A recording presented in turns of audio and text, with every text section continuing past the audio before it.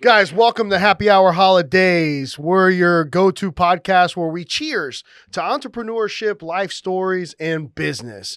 I'm your host every single week, Manny Fresh. We got our co-host, Sean Febre, with the highlights. Oh, hey, drippy. A different look. I like it. And then in studio, we got the fucking kingpin, Davy Rolando from 94.1. Repeat offender. Repeat offender. It's the second time he's been on. So nice we had to do it twice. Appreciate y'all boys having me on. Again, am I the first repeat guest? Come on. No. Okay. No. All right. I was just testing. I was just making sure. I think we've had like 4. Because people like you guys. That's why. Yeah, so they want to come back. They're like, because you bring the booze. But you know what it is? We try to keep out the ones we don't like. Good call. Yo, that's how you get them. No, but Davy, you left radio and then bounced. And now you're doing a tattoo. Yeah. Business. So I own a tattoo shop, and I had the shop for like 2+ years before I left radio. It was a very calculated decision. It wasn't just like, all right, I'm out. It was like, all right, is the shop at the point where I can gracefully bow out of being on the air? And once I got to that point, I'm gone. It was tough because, you were a fan favorite here in the 813, no fucking doubt, man. Thank you. You know, and on the Freak Show? Yeah, on the Freak Show. It had to be something. I know you did it for a long time, you know, and it was every day. How long did you do it? So altogether, I worked for Wild for, I think it was like 16 years. I did the morning show for 11. So it was a good run, man. But you were on the street team? I was on the street team. I started as an intern, man. I started as the guy that's just passing out, T-shirts and flyers. Right? Yeah, putting up the tent and out there in the hot sun and just kind of, worked my way up. That's pretty much like the story of most radio people. Yeah. Giving out Wild Splash tickets That's for it. a little bit of booby. Come right? on, or a lot of bit. You'll get better seats. American tits. But so let's just start off at a young age. How did you kind of, feel like, hey man, I really like radio. I really like to express myself where everybody can hear it. Tell us a little bit about Davy growing up. So honestly, radio growing up was never something I ever thought about. I never listened to the radio. I was the CD guy. Every Tuesday, I'd be at the CD store at Sam Goody or whatever. I knew exactly what album was going to come out. I was the dude that would buy an album, look through the whole booklet. I could tell you who produced every track. I was a huge music guy, but I was also that guy that thought that once the song got on the radio, it was corny and I didn't like it no more. So I was never like big into the radio until I was looking for a job. Until I was looking for an internship. I was looking to try to, one thing I knew early on was I wanted to do music. Yeah. I didn't know exactly what that looked like, what that meant. I just knew it wanted. And you had a name too, right? Well, I used to do music myself. Yeah, Young Skrilla. Yeah. I quickly realized that wasn't the route either. At one point I thought I wanted to be a producer. At one point I wanted to work for a record label. I didn't know exactly what. I just knew I wanted it to be music related. And then once it was time to try to find an internship, bro, I looked everywhere except for radio, because being somebody that never listened to it, I didn't have anything against it. I just didn't even think about it. It just never really crept into my mind. So man, I applied at record labels, MTV, BET, XXL, The Source, like anything in the game. Nobody. Not one. I'm still waiting 16 years later. I think they're going to reply to my email soon. But the only person that hit me back, once all of those avenues got exhausted and it looked like, this isn't working, there was this girl I was talking to, and me and this girl this is how it happened, man. Me and this girl just started dating. I met her at Prana. Prana back in the one day. Of those. Talking about like 2010 right over here. Met her at Prana, and she had just moved out of her mom's house for the first time. So she was on her own by herself for the first time ever, and she was kind of sketched out. And she was like, hey, I just moved down the street from the radio station. She's like, because she knew I was looking for an internship. She's like, you should apply, and if you get it, then you could live with me.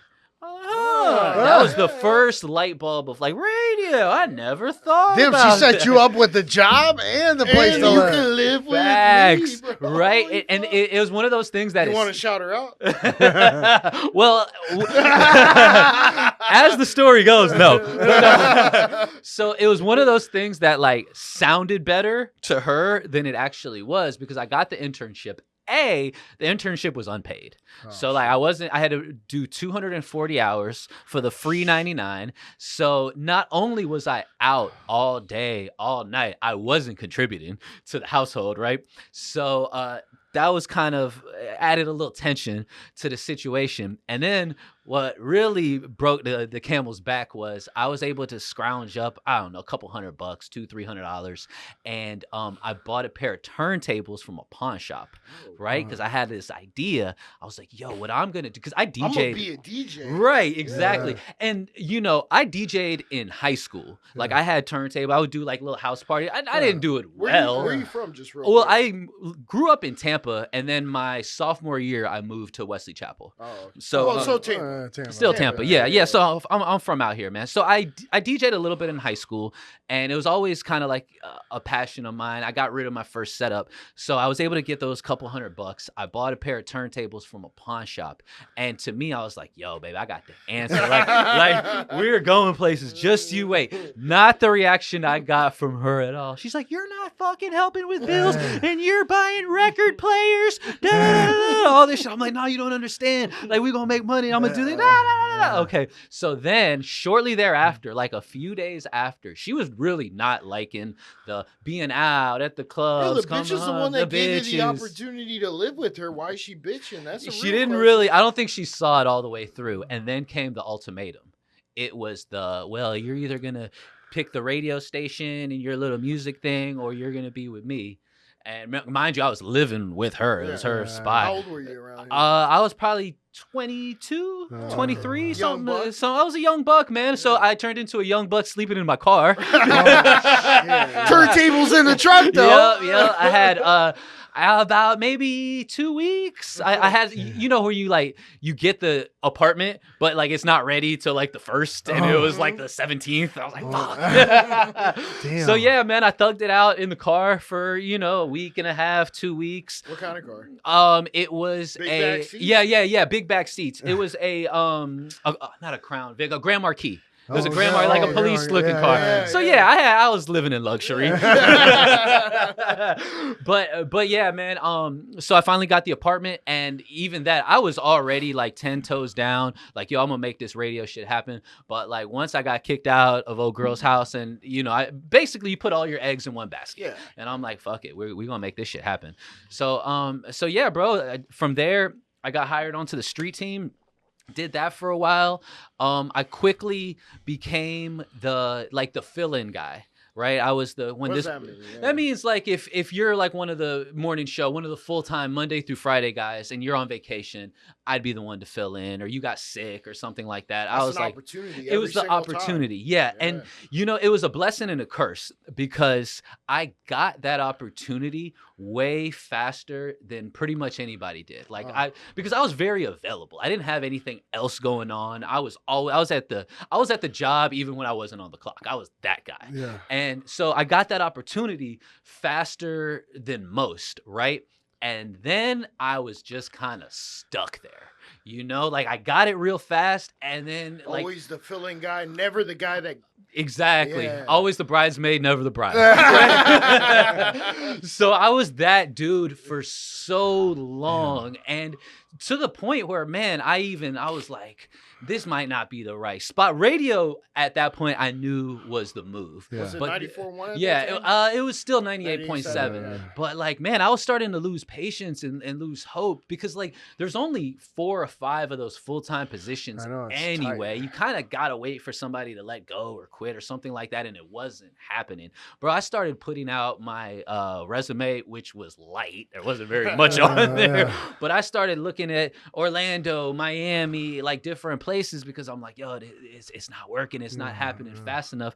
It was definitely a lesson in patience Yeah. because then that opportunity opened up, man. It took a while. In between that, I got a Saturday show, so I got to do this show every Saturday. Then I got to a Sunday show. Me and Chris John did Sunday nights for a long time. Sunday Night Bomb. Yep, the Sunday Night Bomb. So it was like I felt like I was on the cusp of it, but it was like there was no end in sight. Who quit or got fired? This dude named Gordy. Oh my god, yeah, I remember that. Yeah. Gordy got he got disappeared. So that and that was my opportunity. Like 10 years ago, right? Like more 16, right? Yeah. Well, he's been I would say there. that would have been about 12 years ago. 12 years ago. Yeah. And man, Gordy got let go, or I forget exactly what happened. He got radioed. He got radioed on a Monday and got radioed replaced by Wednesday. I was in there. Yeah, man. So that's how it happened, and it was definitely a lesson in like, just believe in the path, and it'll happen when the time's right. And then looking back on it, like at those moments where I was like, it's not happening fast enough, or maybe it's not going to happen at all. Like I probably wasn't ready for it at that point. You know what I'm saying? I think you were, man. Yeah. I tell myself I wasn't But ready. how close were you, Davy, to taking another position somewhere else and not waiting? Well, you were probably working another job, weren't you? No, I was shit. doing the radio and DJing, but I was DJing. But DJing for like parties. I was and doing weddings, everything. events. Not weddings yet. Mostly I was doing strip clubs. I was doing a lot of that's right. I remember yeah. that. I was doing a lot of So I strip got clubs. 10% of these strip clubs. Yeah. So I learned that like as a DJ, if you don't really have like a name for yourself, if people aren't really coming out to see you, then like I was at the beginning of my DJ career, I was doing little dive bars and this and that, but they don't pay. They don't pay. The best money at that point was for me in the strip clubs. Yeah. So yeah, bro, I would do strip clubs a lot. What was the most you ever made in one night at a strip club? and And what strip club? the strip club that I did the best at isn't there anymore. No, I did like the ghetto, Scores? like the bottom of the barrel. I did shit. day shift, Like at class Scores. act almost. The one that there was this strip club that I used to do. It was like my home club. It's my resident strip club. It's like a parking lot now. It's right off of Dale Mabry and 275. You know where Brick House is? Oh yeah. It was like next to Brick House. It was called Alibi. Where Midtown? Oh is? hell yeah, I know. Yeah, It's where the Men's Warehouse is now. Isn't it? No, Midtown, right? It's Midtown. Oh. I think it's across from where Men's Wear. It's on the same side of the road where Brick House is, just like a couple places down. I And he swear I allegedly denied that you know where it used to be. I don't know anything. Don't let the wife know. The most I ever made in a night A strip G? clubbing, probably a little bit more. Yeah. I mean, because basically the way the strip club works is the girls owe you $10 or 10%. So for a girl to make $300 is, it's 30 doable. bucks, It's 30 doable. bucks. You get $30. Yeah. You get 10 10 girls girls, making 300. $30. Boom. Now, if you got 30 girls, the thing about it is that all of the girls are always going to tell you that they didn't make any money. No, of course They're going to lie straight to your face, but it is your job, it is your duty to pocket watch them. So when they're on stage, you're watching, they just got tipped out $40. When they're in the back, you're counting songs. Oh, she's been back there for 3 songs. Them songs go for, I don't know, $25, $30 a piece. So you just made $75. So at the end of the night, when she's like, no, it was tough, I didn't make no money. Like, bitch, hell no, you did. I saw you. You made at least boom, boom, boom. So you owe me. And then the other part of it is they're all going to try to get you ass. They're all going to try to. I was about to say, bro, you ever fuck any in your not for lack of payment. No. Separate transaction. No. I mean, I did. No, I didn't mean it that way. But you know what, though? On the saying, real. You ever be like, yo, dog, that booty, yo. On the real, though, that'll mess up your money. It So will. I was just so focused on the bread because that girl's not gonna feel like that she has to pay you all your bread now. She's also gonna tell all the other girls. Exactly. So now they're gonna try you and this and that. Try you as in throwing their pussy at you. Trying, but as of like You not can say paying no. you. No. But you don't want to be looked at as like you know like you're tricking, because if the opposite Start pimping. if you're right but if you're not smashing them and then we're all in this thing to make money, it just works better. And you got to pay your bills too. I mean, it's not like you could be like, hey, I'm gonna take this piece of ass. And you know what though, and honestly, for the most part, I'm glad I didn't smash a lot of those strippers because Oh, so you smashed some. I did. I ain't go front. I definitely did. But then, like, at the same time I was doing the strip clubs, I'm also DJing in little clubs and bars and stuff like that. And the strippers, because I was real cool with them, especially like I really wasn't trying to smash them. Right? They probably invite you out to hang out, right? I would invite them out when I was DJing. Like, oh, yo, I'm at this little spot. Pull up. And they would come through. So I'm doing this spot. Now you're promoting with fine ass bitches. Now I'm not charge. I'm not really pulling much of a crowd, but like I got 15 strippers with us, and they're a good time. They're fun. And it helped me. They give you like a comp, like a certain amount of comp. Well, like you for drinks. They probably give you rep, right? You mean like the venue? Yeah, the venue would give you. Be like, hey, you could get like $200 or $300. Well, it'll be like you get all your people in free, and you bring a lot. Then a lot of times these gigs would come with like a bar tab. Yeah, bar tab. I'm not a huge drinker, so it's like y'all can go ahead and I got $200 tab at the bar. Yeah, you said you can just bring me a drink and do whatever you want. Yeah, it doesn't sound like a lot though. It wasn't. Because I was the bottom of the barrel guy, you know what I'm saying? But it you ever roll that over, snowball affected into like maybe promoting? Did you? I did. Yeah, I did. So all right, so I'm doing the strip clubs, and then I'm doing these little podunk little venues and stuff like that. And then my best friend at the time, my boy Matthias, he was working at the station too. He was on that DJ path too. We were kind of taking, a similar route. And he found this spot. It was in like Largo. And it was a really nice, bro. It was a big venue. It had like a bar, and then it had like a club side. And he goes there one day and he talks to the owner. And he goes to the owner. It's a big spot. He goes to the owner. He said, "What is your slowest night of the week?" And the owner, it was Tuesday. The owner said Tuesday. Wow. As a matter of fact, he goes, because it was, mind you, this was like a rock and roll club. This was a rock biker place. Like that's the only thing they did was rock, biker shit, heavy metal, that kind of vibe, right? So the owner says, my slowest night is Tuesday. As a matter of fact, he said, I'm thinking about not even being open on Tuesdays. It's that bad. That's how much he was losing. He was losing, bro. He was losing his ass. He was losing his ass so much that when my partner pitched it, he was like, well, let us get Tuesdays. And what we want is we'll take 100% of the door and 20% of the bar.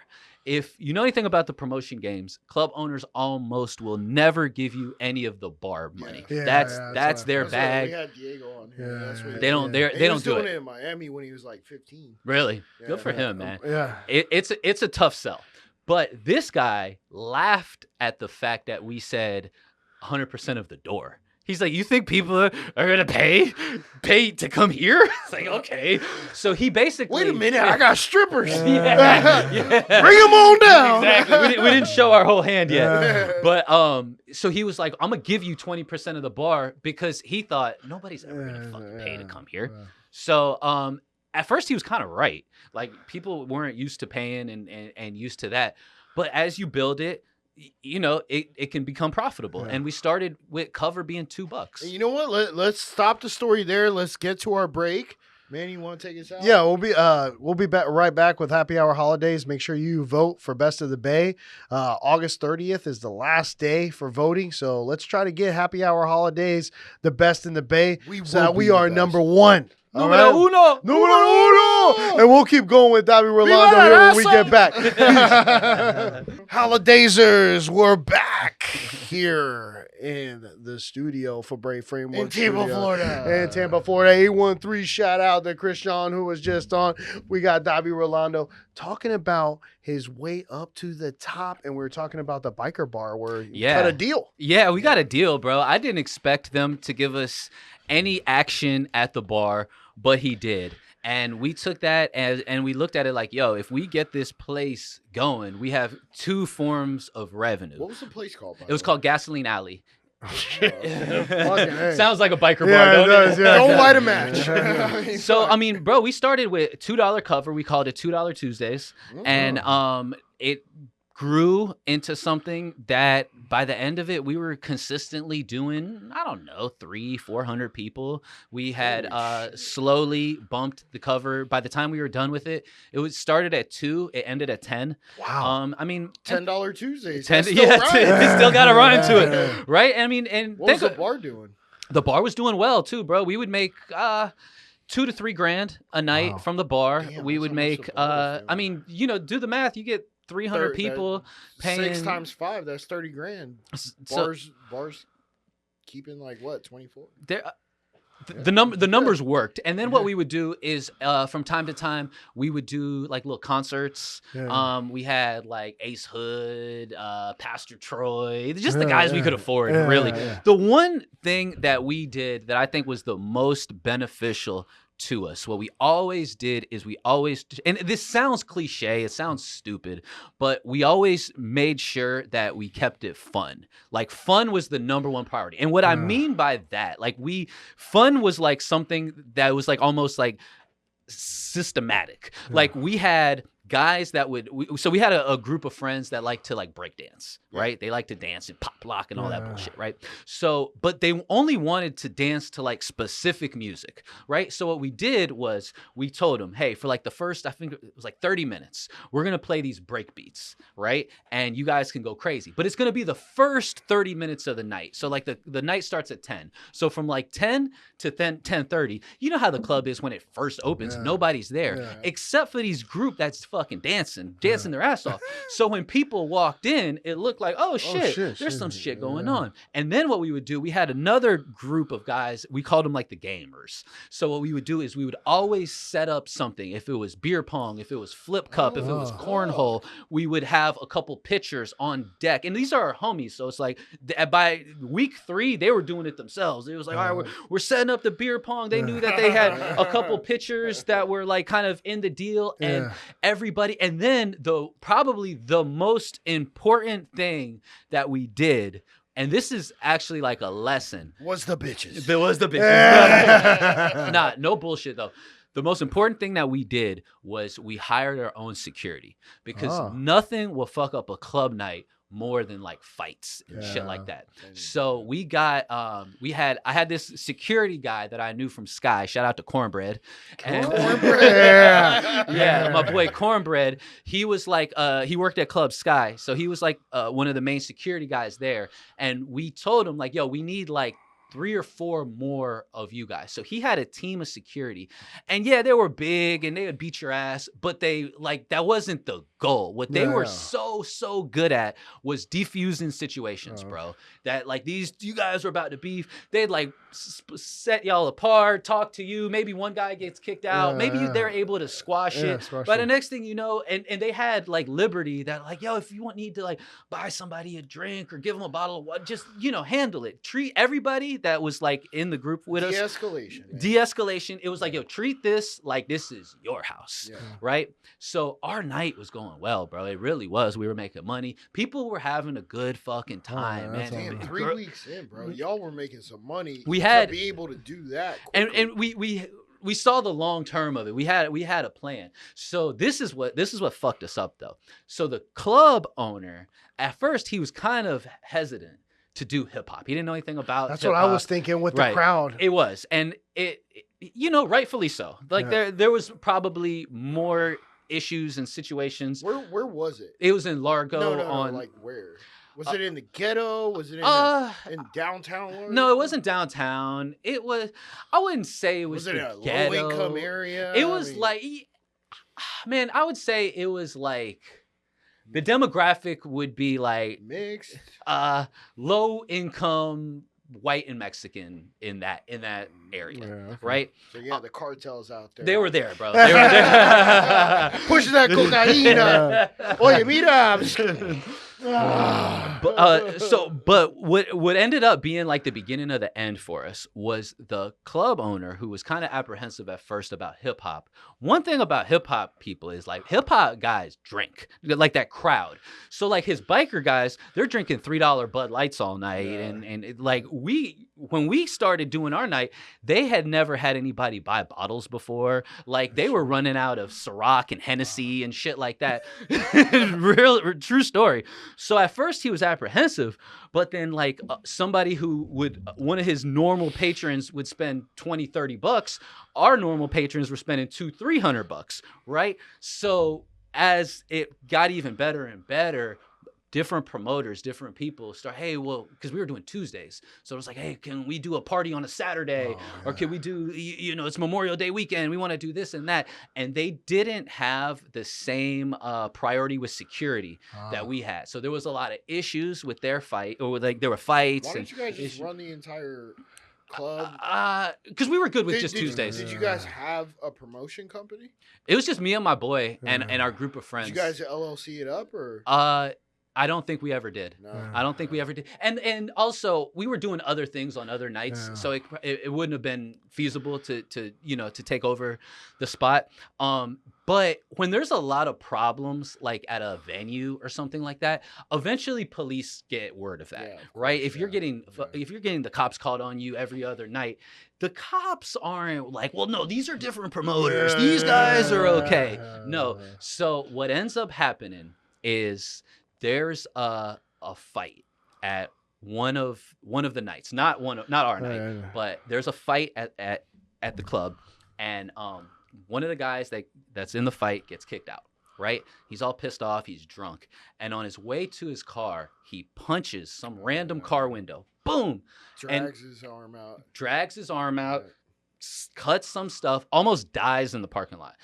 They had to land like a helicopter, the whole shit. This was like a Saturday or a Sunday or whatever.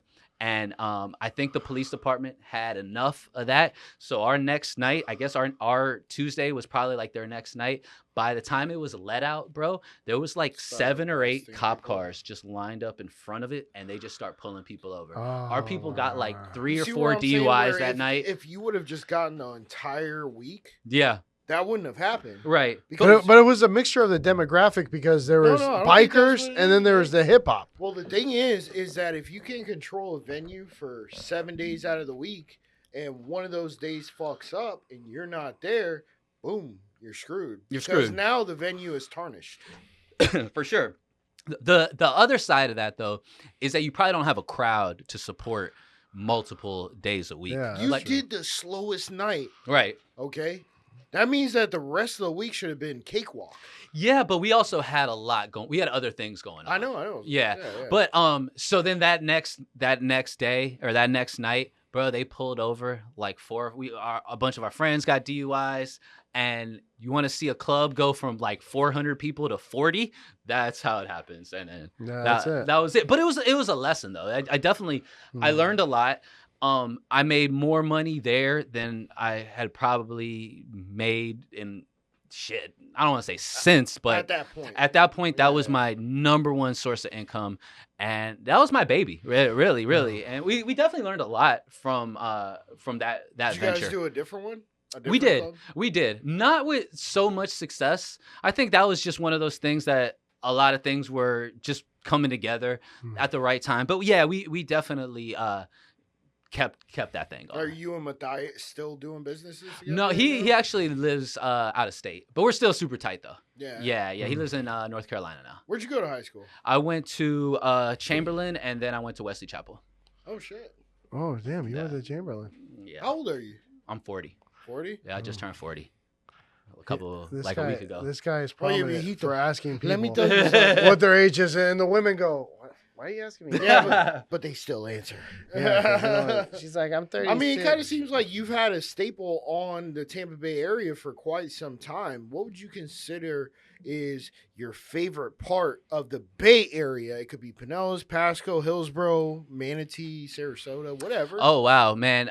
It definitely depends on what kind of mood I'm in. So, like, I definitely went through, like, a South Tampa phase where it was like, yo, Hyde like- Park Cafe, So- McDonald's. yeah, Let's go all to that- McDonald's, go to the lodge, get fucked the up, buy some drink and all that bottles, shit. Oh, the drink was yeah, one of my I went through favorites. that. They're not open no more. I No, don't think.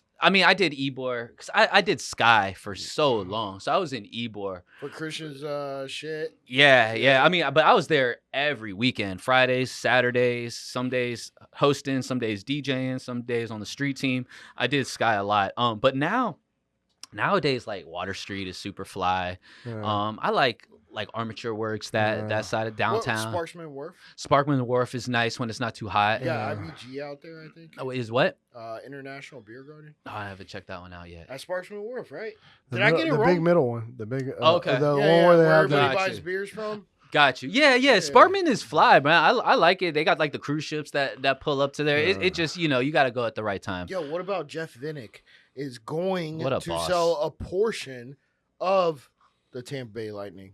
He's already gone through the multi-plan deal through the NHL to sell the Lightning. Did you guys know that? I didn't know that.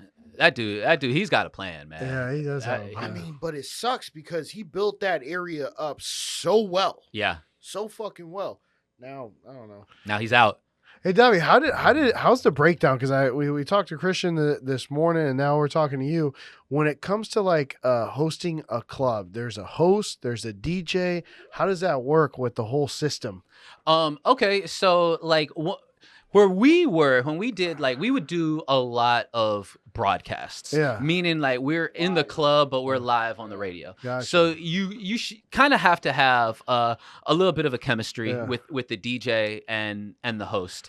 So basically as the host, it would be my job to keep the party going. Try to find like the little holes to talk into because you don't want to like talk over the song. Yeah. That's annoying. And a good DJ is going to give that host those opportunities. Gotcha. So like me and Chris did plenty of club nights together, and we definitely had that 1-2 where like I kind of knew where he was going next. Like if he's in the middle of a set and rocking it, like I don't need to do too much talking, right? But like the host, as far as a radio broadcast, you're more mindful of what's going on air because you kind of want to be like, hey, we're live at Club Sky, pull up, ladies free till 11, da da da da da. Whereas the DJ is like, yo, we're just gonna rock this out. And I've been on the other side of it where I've been, the DJ at the club, and I'm just kind of mindful of. Because you can get in that zone where you just banger, and there's no time to talk. But that host kind of needs to get in there too. Yeah, Yeah, but the host also gets paid regardless, right? You so get why not regardless. just chill back, pop over? Yeah, a because beer, you might just not get like- invited back if you don't show no love. Oh, yeah. One thing I learned is that those clubs that are paying for those broadcasts, they listen to the even if they're in the club, they're listening to the broadcast to make sure. Because what's gonna happen is like in sales, in anything, you're gonna like overpromise and then a lot of times underdeliver, right? And there's also a lot of lack of communication. Like you could be the sales rep, you could own the club, and you tell them, hey, we're gonna shout you out 35 times an hour. And meanwhile, the host never got the memo. so now the club owner is listening to the broadcast in their little office on the radio, counting shout outs. They said it was gonna be 35. I've gotten 2. Yo, So- do you miss anything about it? About the radio? No, not about the radio. About being at the clubs, having fun. Do you miss? I don't know, anything? man. We getting old. I think that shit gets old, right? I mean, I do miss the you? radio more than the clubs. Yeah. That's for sure. Because you mean what it sounds like more money doing the club thing than the radio thing, right? At certain points, the radio was my most profitable thing. At other points, the clubs were. It was all. They were always pretty close. But you miss the radio more. I miss the radio more. I miss the conversations, the people. The clubs was cool, man. I don't really have like a chill like in the club, so I never mastered the art of like not getting shit faced. I'm with you. I'm with you, Davy. I'm He with was you. like Casamigos, let's go. Yeah, and me and Chris John, I probably did more clubs with him than anybody else, and he's that on 100 degrees. So Chris is always ordering shots and 2 drinks at a time. Not no more. Yeah. Not no more. Bro. So like, man, I would those next days would be rough. Yeah. So you don't miss it at all, huh? Not the club so much. Not the really. bitches? Not Man, really. oh my God, Because you're Davy. Oh yeah, let's Radio. transition into that. I mean, look, shit, dog. Davy, you're getting to a point where you're 813 famous. Maybe even more than that. Whoa, How- you just 727 Or 727, whatever. 904. How was that first time when you were just in public and somebody came up to you and was like, "Are you Davy Rolando?" It's crazy. I actually remember the first Yeah? time because I don't know if it was the first time, but it was I was in Best Buy. I was in line in Best Buy and I was on the phone and the dude in front of me Probably said he heard your recognized my voice. voice. Yep. That was the first. I had people like recognize me before. I had never had anybody just like, "Yo, I recognize your voice." That one left in. I mean, I still remember it. Yeah. I was in line at Best Buy. So no, man, it was cool. It was always very flattering. It was always humbling. Cause like to recognize somebody's voice means that you kind of like spent some time. Like definitely. you didn't just hear it, you were listening. You know? Yeah. So it was always very humbling. And like one thing I learned, which I remember Orlando really, when he hired me, we talked about this kind of at length. And it was like, obviously everybody doesn't listen to the radio, right? We did a morning show. Ours was a talk show. So like the people that do listen, they listen every day. You become part of their routine. Yeah. You probably have to be at work at the same time every day or Yep. drop your kids off at the same time every day. Yep. So it becomes like a part of habit. So much so that like if we were running 2 minutes late for something, people would be like, "Yo, what's going on?" They were very like, "Hey, I know that if I'm not on the interstate by the time the booty mix starts, I'm running late." And if it was us that was running late, oh, it's unforgivable. Well, it is because radio is very to the minute, Yeah. to the second. Absolutely. Yeah. You have to be very much Can't be late. aware of Can't be that late. clock Yeah. of like, yo, we go to commercials at a certain time. We got to be back here. Our 8:00 segment needs to start at 8:00. It can't start at 8:02. It can't start at 7:57. It's got to start at 8. So yeah, I mean, I definitely miss it. I had some good relationships with people. It's one of those things that you're in there more with them than you are with your loved ones. And we, being that it's a talk show, we talk about everything, But no, man, I had a great run. I am blessed. I got to meet a ton of people that I, grew up idolizing, or meet people that went on to be, super successful and popular. I had a great run. When we get back with Happy Hour Holidaze, we'll talk with Davy about the tattoo, the next phase in his successful future. Let's go. So we'll be right back. Make sure you vote for us on Best of the Bay. Check us out on Instagram, all the Friday features, Facebook, whatever it is. We appreciate you guys tuning in. We'll be right back. Hookers and blow. So Davy, after the radio, you decided to go with a business that was already established, was running well, and you kind of were at crossroads where you're like, all right, do I want to build this brand? And it's got a good audience. What was that in that junction point there where you were like, radio, or do I pursue the business that I've started? Well, let me give you a little insight. Yeah. One thing was that I think a lot of people that listened every day to the Freak Show, and when they heard me announce that I was leaving, a lot of people were surprised, but they never really knew my intent. So like from the jump, I never really wanted to like have my own show. It wasn't my goal. I wasn't trying to be syndicated in a bunch of markets. Since I was even an intern or on the street team, my plan and like my goal was always to use radio to kind of catapult me to the next venture. So like it was always what I wanted was I wanted to transition from radio into a business or some that I owned. So I started my tattoo shop, Emphasis Tattoo, 2 years before I ever left the radio. We actually opened it we opened March 1st, 2020. The world Oh shut my down God. March 8th. We were shut down for, I think, 7-8 months because of COVID. Holy Like shit. right when we opened, we were immediately shut down. But like we started our business responsibly. We started our business with 6 months of bills ready, just in case. Hey, in case we don't make any bread, we're gonna be good. So even though it was a burden and it fucking sucked, but we were never at that point where it was like, hey, I can't pay rent, or we were never like asking our landlord, hey man, help us out, or something like that.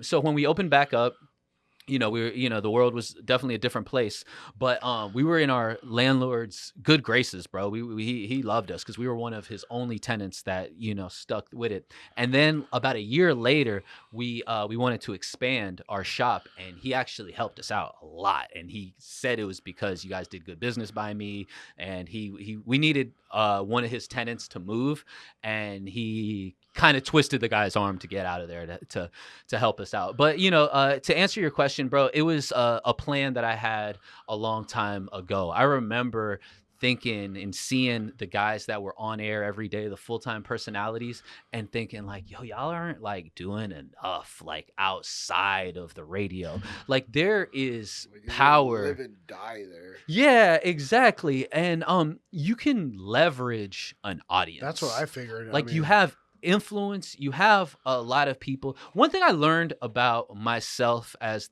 the guy on the morning show is I was not the most agreeable. I wouldn't kind of like say what people wanted to say. I was, in fact, disagreeable. You're a right? devil's advocate. I'd be devil's advocate for sure. But more than anything, man, I would, right or wrong, I would always say what I felt, which, is, I feel like a rarity because, it's corporate. You got to kind of tiptoe. Yeah. But I didn't mind, pissing people off, offending people or whatever. Beasley didn't give a fuck that you were doing that. As long as you do it in the right way and without saying a couple of choice words and stuff like that, and if it can be, as long as you're not just doing it to be a dick, if you can present valid arguments and good points. So one thing I didn't really realize until I opened my business is like, yeah, a lot of people disagreed with me, but even the people that disagreed with me, they never thought that I didn't believe that. Yeah. So like, I don't think he's right, but I think he believes he's right. Right. So when I came through and had like my business and I was like, hey, check out my tattoo shop. We have great artists. People believed, they might not like me or they might have thought that I was completely wrong on this, but they thought that like, hey, if he says they're good, I believe that they're good, which ended up helping me out a lot. But that was always my goal, bro. It was always to kind of transition to something that was mine. So you opened up Emphasis while you were on the radio, right? Yeah, bro. I still had like 2 years. Like how many tattoo artists you got? Right now we have 7. 7. Wow. Yeah. How many Right. booths?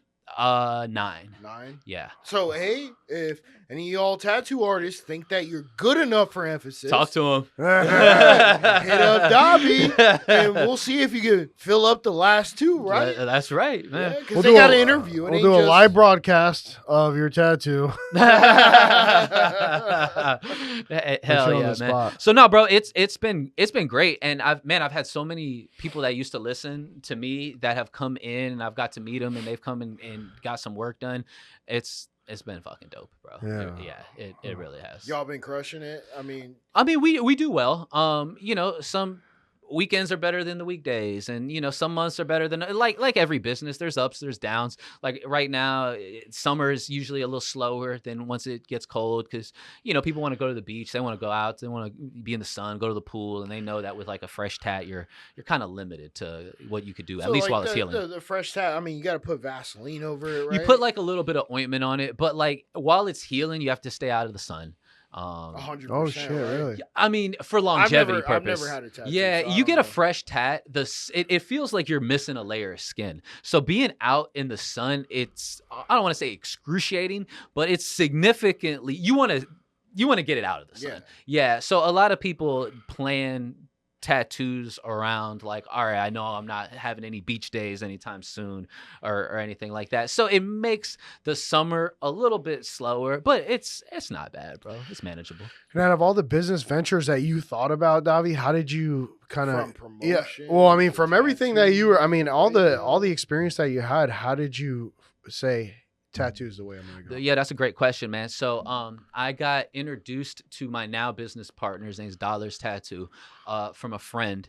And him and I actually started a business prior to opening up the shops. He had an idea he told me about while he was actually tattooing me. And it was called, it ended up being called the Tattoo Soap. So we dropped a product called Tattoo Soap. That was our first venture that we did. It was basically a soap for after you get tattooed, to keep your tat clean. That sounds like a smart idea. It was a good idea. And then we Is it still going? no, we let it go. But we started it with Probably the sell it in your shop. we actually give it away now as part of like your aftercare nice, your nice. aftercare Yeah. bundle. And we started it with the idea of like, this is great for somebody that gets tattooed. Once they go home, this is how they clean it. What we didn't really even realize is that tattoo artists like it, because you use soap during the tattoo process, and the tattoo artists, they were really liking it too. But more than that, what I really learned is that me and my partner do business well together.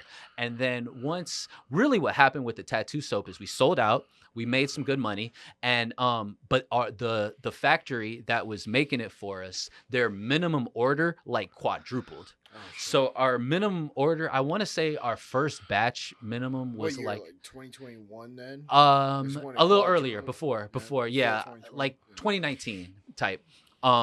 I want to say our initial order was like 14,000, Holy and shit. the next order, the minimum was like 50. So that's when we were like, yo, we made money off of it, but we're like, let's pivot this into an actual location.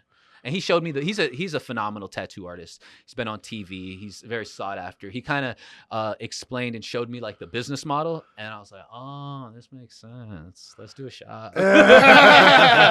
And also, as somebody, You didn't think about Shark Tank a little bit? yeah, I mean, right. That's no, how I serious. felt. Yeah. And it was one of those things that I had that idea before he mentioned it to me. But I felt like as a not being a tattoo artist, I felt like I needed somebody to kind of like invite me into that world. So when he was like, bro, we should, like, yes. Yes, we should. And it's been great, man. What's your partner's name? His name's Dollars Tattoo. Dollars Tattoo. Yeah. Okay. For- And so that's probably his Instagram handle yeah, as yep, well, right? Yep. Dollars So Dollars Tattoo, he came up with that idea for the tattoo bar soap. Then you guys partnered together to open up Emphasis Tattoo right Yep. there off of Fletcher, off of Florida. Yep, Right? there you go. Hey, Yeah. listen, I got a brace. Steel trap right there. And so have you guys thought about maybe taking, what was the tattoo soap called? I'm just It was curious. called the Tattoo Soap. If you ask me, that sounds like something you could sell on Amazon Yeah. The problem. and advertise it. Yeah, to but the tattoo investment shops. of having to pay up 50,000. Yeah, up but front. you know what? They're not the only suppliers. You're right. The one thing that Have you looked into different suppliers? we didn't, bro. Once we kind That of was a straight no. yeah, we let it go. The thing about it is soap is not expensive. So you got to sell a shit ton of soap to start to make profit. But tattoo soap is specialized to one niche market, and the riches are in the niches. I like that. From niches to riches. From niches to riches. And if you can actually, and I've never heard of any tattoo soap. I've literally heard of no tattoo soap. I'm not in the tattoo game, but this is the first time I heard it. Don't you guys think that you could probably turn that into a multi-million-dollar company? Possibly. There's no possiblies, and I can. You know what we sell, which does a lot Come on, better Davy. than the soap and has a much better profit margin is Condoms. numbing cream. Numbing cream. Yeah, lidocaine. Lidocaine based Yeah. numbing cream. A lot of it's become super popular now, and a lot of people want to slap that on before they get tatted. But that's it not helps. healthy, is it? I don't think it's unhealthy. I don't know. Yeah, I think it's I'm fine. Just asking a Yeah, question. I don't. I've never heard of any reactions. I mean, or you're any just using adverse it one effects. time to Yeah, get but your, you can't clean your tattoo with numbing cream, can you? You can't. In the shower. Right. But numbing cream's $40 where tattoo soap was $5. Which means that there's your tattoo- margins. I mean, literally, what you're telling me is that tattoo soap could actually be the name. I'll let it go. Only because it sounds like such a great idea that I kind of want to, I want to inspire you to maybe pick it up again. I like the inspiration. Maybe change the name. Though. Okay, reformulate it, perhaps. Yeah, just only partially. A little partial reformation. You could call just the soap tattoo. Just call it what? Call the soap just tattoo. Just tattoo? Boom. I like it. I can see that shit in Publix. Tattoo soap? Yeah. Yeah. Just tattoo. Just tattoo. That's Yeah. right. Yeah. And I'm sure he's got something in that soap that is probably patentable. Okay. Is it? No, I don't think so. No. It was no, don't tell the audience that. Nitroglycerin in there, guys. Don't light it on fire. No, it was good though. It was good, but more than anything, we took that bread, we flipped it, and we put that into a tattoo shop. The way I look at it is like our initial order, like I said, was like 14 bands. We didn't re-up, but we basically opened up a business for 14 grand, which, Are you guys opening up other tattoo that's shops? definitely the goal. Yeah, the goal was is gonna ask definitely multiple locations. So is it like a salon lofts for tattoo shops? So it's basically you're trying to open up multiple franchises under the name Emphasis Tattoo in different geographical locations like Orlando, Miami. Yeah, I mean that's Beach. definitely Like, what's the goal? What's the goal? that's Davy? definitely the big picture. I would probably stay away from like the next one. I don't know if I would do it like in a Orlando, Miami, or just a super saturated place, but Atlanta, maybe. Austin, Texas. I haven't gotten that far yet. First and foremost would be to get every single artist on a 3 or 4 month wait. Everybody that we have where they're not unbookable, but where you gotta What about franchising? Yeah, you gotta kind of wait. Eventually, that's definitely the big picture, but it's still one of those things that we're still developing all our systems and just really fine tuning the whole process from the booking to the team and everything like that. But we'll get there. How for are sure. your systems? Are they efficient? Yeah, we've definitely been fine tuning Like, walk a lot. us through the process. I want to get a tattoo. I hit up Emphasis. Okay, you want to get a tattoo? You could so we have a couple ways to do that. A lot of them are via email. Booking at emphasistattoo.com. Some people hit up our Instagram. They DM us, and we bought the phone number 1-800-tattoos. Yeah. Yep. How was that not taken? It was taken. Oh, you bought it. Yeah. from whoever had We bought it. Yeah. So we bought it from a company out of like West Palm or something, and that's all they do. They buy 1-800 numbers and And domains, that makes and sense. they Yeah. flip them. So Holy shit. so we bought 1-800 Smart idea. tattoos about 2 years ago, 30 grand, and That's not that expensive. Damn. No, bro. No, like considering. know. and you I can know. sell it. Yeah. You can sell. You want to hear a funny story? You could probably sell for $150 right now if you wanted to. So the guy that I bought this from, I'll give you this real quick story. So he gave me the game on the 1-800 business. So the first real successful 1-800 number was 1-800-lawyers. And 1-800 It wasn't Ask Gary? No, it wasn't. Way before Gary. The lawyers, they had this they had that number, and I forget what company, let's say AT&T owned it, right? And they had like a 10-year lease on it or something like that for stupid low, like $50 a month or something stupid, right? And they didn't know that 1-800-lawyers was this national brand that they were fucking pushing, spending millions and millions of dollars pushing. The number was getting, crazy amount of traffic. When their contract went up, the price went from whatever it was, $50, $100 to $600,000. $600,000 for a phone number, and they paid it a month, by the way. $600,000 a month. A month. And it was worth it to them. And in them deciding, like, fuck it, we're keeping it, the 1-800 number game fucking blew up. You know what? It makes sense because you know how people buy domains? Yep. Like Elon Musk had to pay Mark Zuckerberg X amount of millions of dollars for the letter X. Yeah. Because Mark Zuckerberg owned X.com. Yeah. Bro, It's he paid like $500 million. it's a whole 500 million. 500 million for X.com. Wow. I mean, it's a whole industry. I'm sure, people bought up Trump 2024, Yeah. Harris 2020.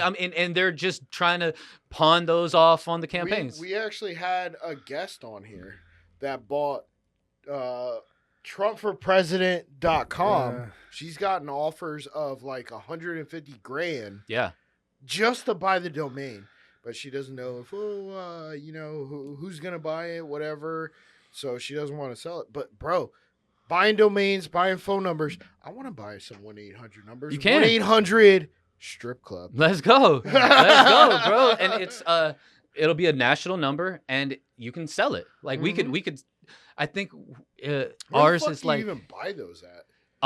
So I found a Is it a website. website? Well, I Yeah. found a website and the lady basically she's like, our company doesn't own that one because we were trying to get 1-800 tattoos. They broker it. But she was like, she Yeah. told me who to call. She was very helpful, actually. Yeah. But yeah, it's just a broker. Yeah, it surprised me too. So yeah, we can. I look at it as like buying a lot. Yeah, And now oh, yeah. we're building a house on it, and the house is the traffic because it's you can see all the analytics. Yo, this number gets X amount of phone calls and this many texts a day or a month or whatever. And then eventually, if let's say there's a nationwide tattoo franchise, And they're called Amazon. If you own Yeah. Amazon.com boom, take and it. Amazon wants it, Yeah, boom, for they're the gonna right price, pay it's like yours. crazy. Yeah, Dude, this is insane. All right, guys, and we're back with Happy Hour Holidaze. And the fucking guy who's drank too many White Claws has These a green cup. This is And it's coffee. stuck on tattoo soap for some fucking reason. You know? Well, I'm just thinking about money making ideas, dude. Why'd Wrap you- your head about, dude. What are you drinking right now? Water. A half bit water. Fun Dog, that water. must be water from Mexico, dog. 'Cause I ain't never seen water like that. Yeah, I mean, it really is. So you know? we're wrapping up our final segment here. Yeah, and we're I just want to know, Davy, How when much you- cocaine have you done in your No. life? Just kidding. I've never ever Right. once. Okay, would you like to? I'm not involved in that. What are some of your most memorable and exciting either TV or radio shows or actual, like when you were part of the radio moments? Oh man, great question, bro.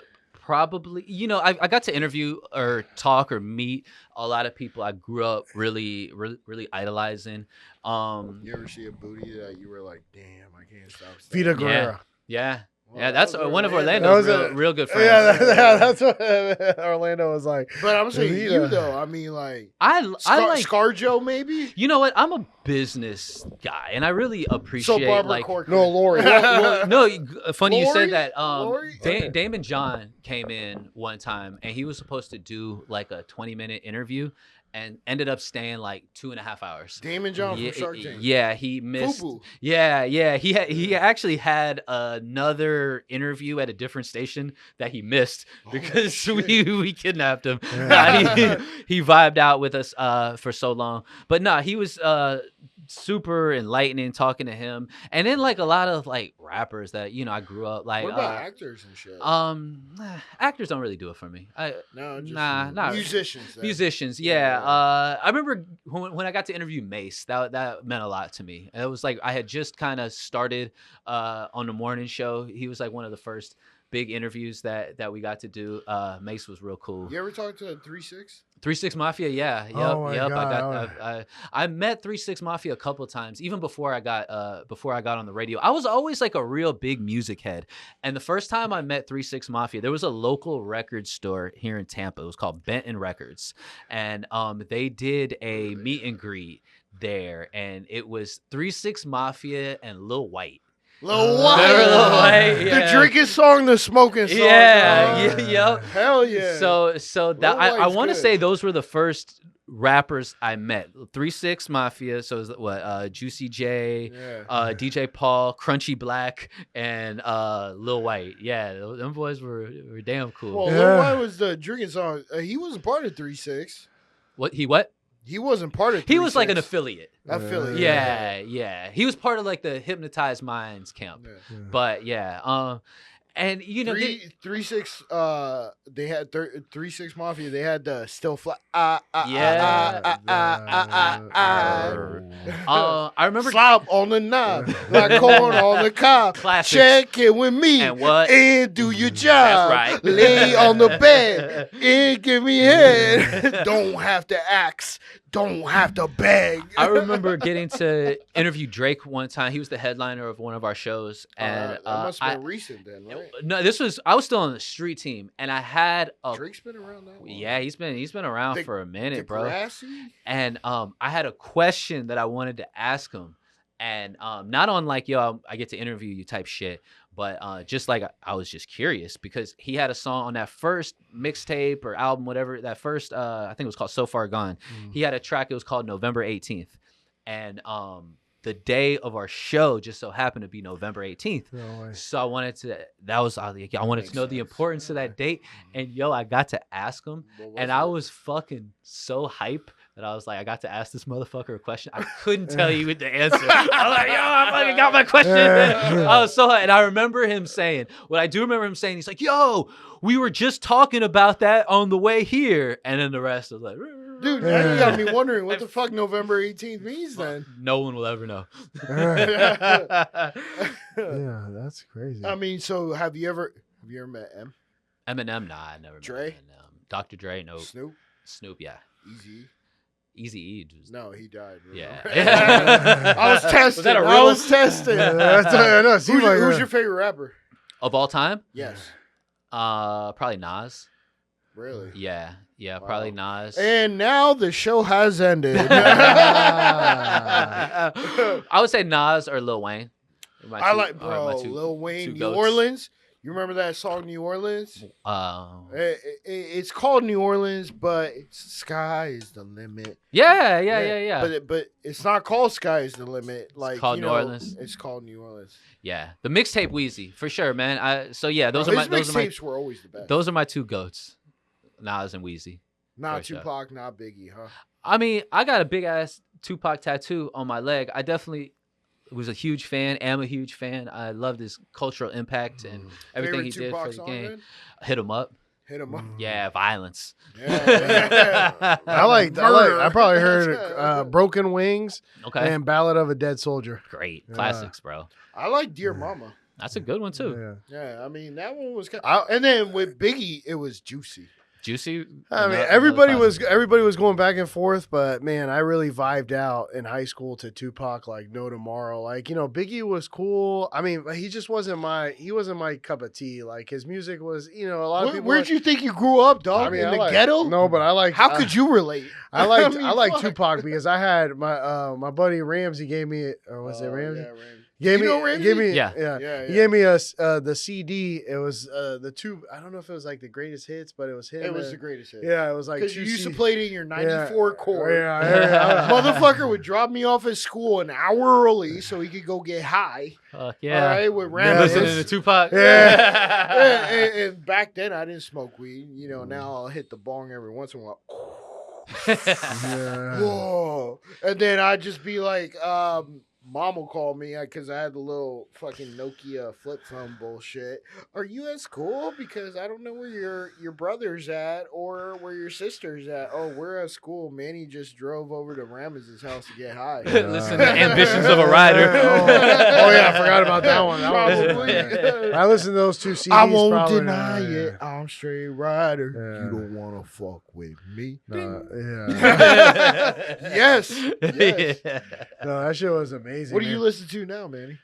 Country music. Ain't no wrong. No, I listen to everything. I was just listening to Mike Jones this morning. Mike Jones. Who? Yeah, Mike Jones. Who? Mike Jones. Who? Mike Jones. Back then, Is he still alive? Yeah. I just saw him not too long ago. Oh shit, for real? Yeah. He was at we did a sneaker convention here at Raymond James Stadium, and he was like the special guest appearance. It was funny. So I have Does he live in Tampa? I don't think so. Wow. They had just booked him. Let's try to get him on the pod. I have 3 tattoo artists that are from Cuba, like straight from Cuba, and we were all at this shoe convention, and Mike Jones was there, and he was throwing money, and these boys were just like grabbing and throwing, and I would try to explain it. I'm like, nah, the dudes don't pick up the money. The money's for the girls, bro. They did. It was a foreign thing to them. They'd never seen anybody throw money before. Right. They came back like, yo, they're giving away dollar bills. Like, put those back. Mike Jones better not catch you taking his money. Is he really rolling like that, where he can throw away money like that? Are you kidding me? How is he? I mean, I guess it's just a dollar. You know bill. what? All it takes is to get a good hit song, make proper investments, invest it into funds or real estate, and anybody could be successful. I'd be surprised if Mike Jones did all that. I mean, you could take 100 ones and kind of make them, you can make it work. Yeah, 5 at a time. Look like you're doing your thing. Yeah. You know, we started this conversation where you were at a strip club. Okay. DJing. Yep. And we're ending it with throwing 100 ones. Well, I'm just wondering, have you been back to a strip club since? Oh yeah. What's your favorite one? My favorite one out here, I'd probably say Penthouse. Penthouse, that's where I go to. Because you're a married man, so am I. Actually, you know what's funny? Me and my wife's first date, we ended up at the Penthouse. Nice. And you know how I knew she was the one? She took a dollar bill from my hand. That's when I knew. I was like, yo, I got to get rid of this bitch. But then she takes it and slaps it on her ass. Nice. And I was like, now I'm marrying her. Yeah. He ain't looked back since. Unfortunately. Davy, what was one of your favorite places that you hosted?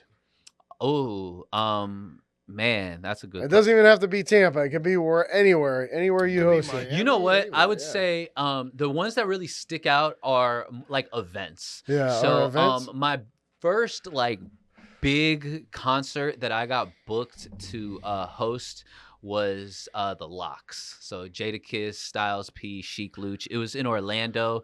I really had I had no business being the host there.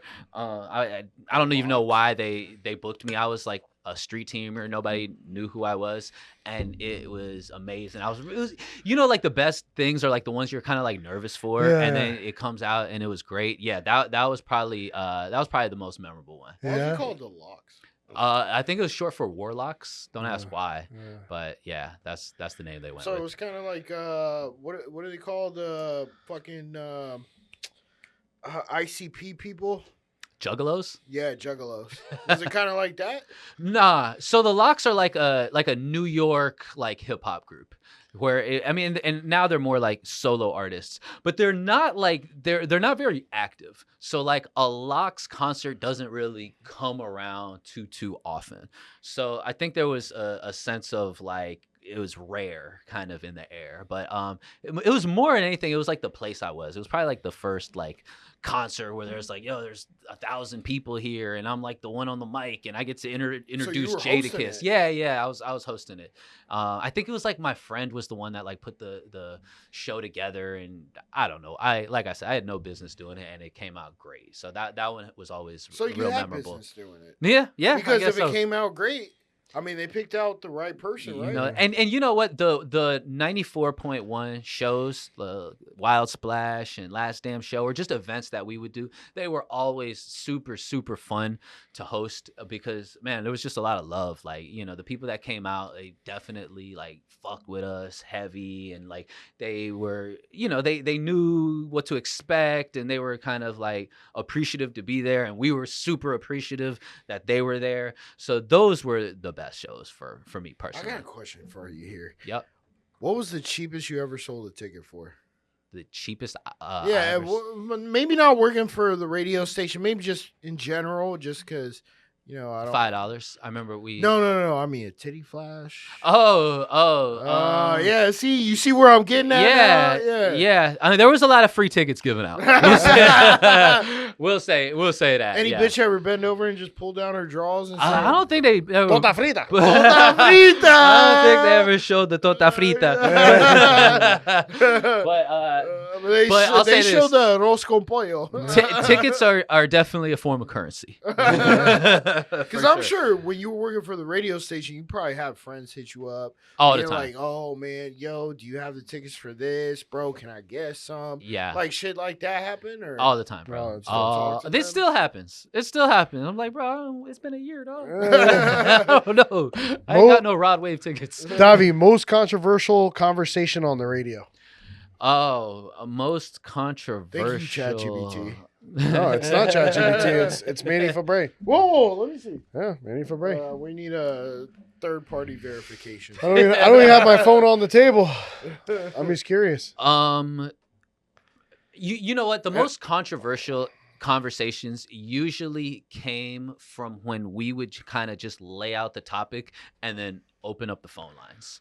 Because like the callers are crazy, and we would never tell people what to say. It would just be don't cuss, you know? So a lot of times with like the conversations, for a lack of better terms, that could get you in trouble or something like that.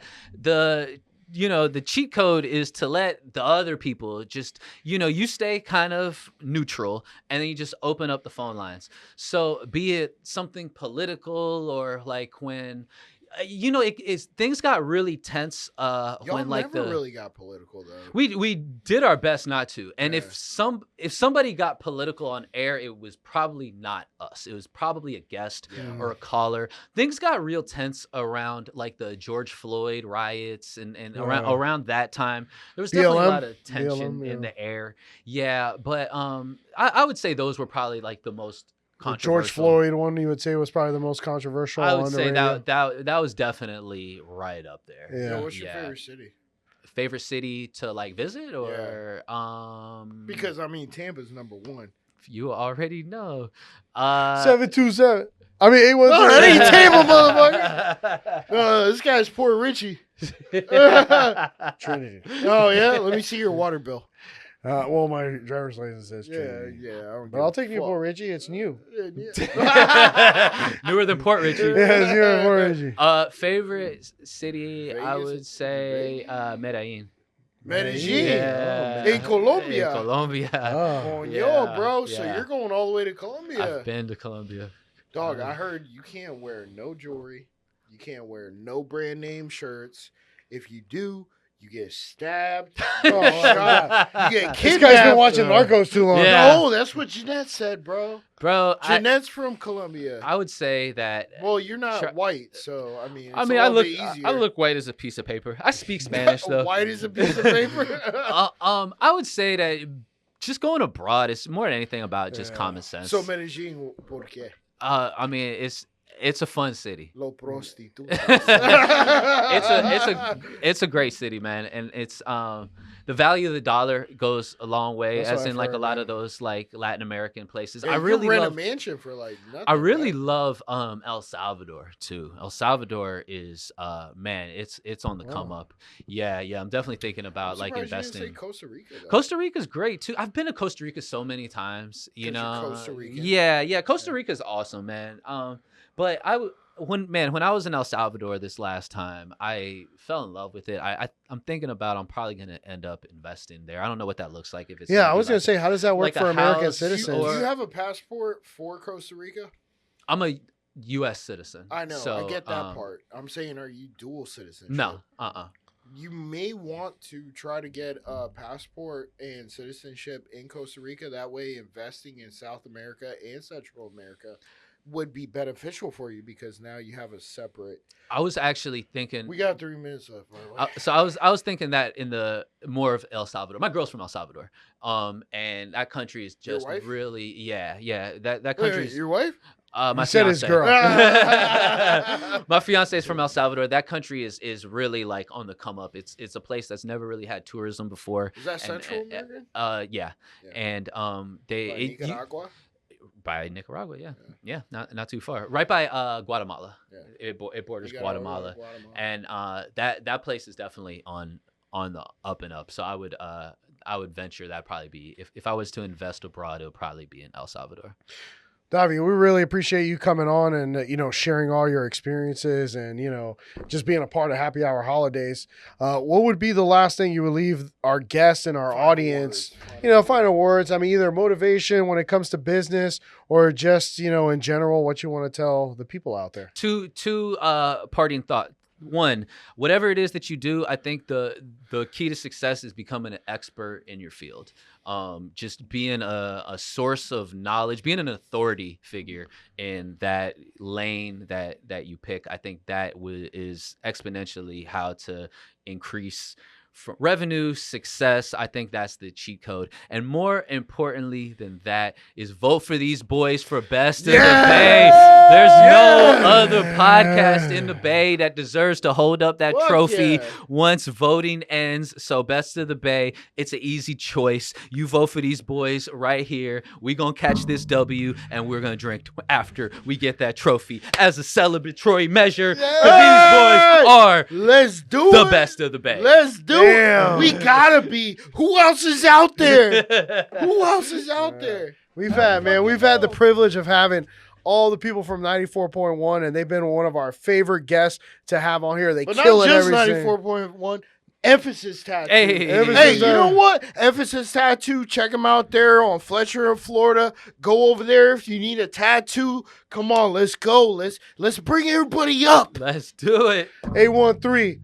We're out. Happy Hour Holidazers. Make sure you vote. Best of the Bay. Davy Rolando in the house. Thank you so much. Peace out.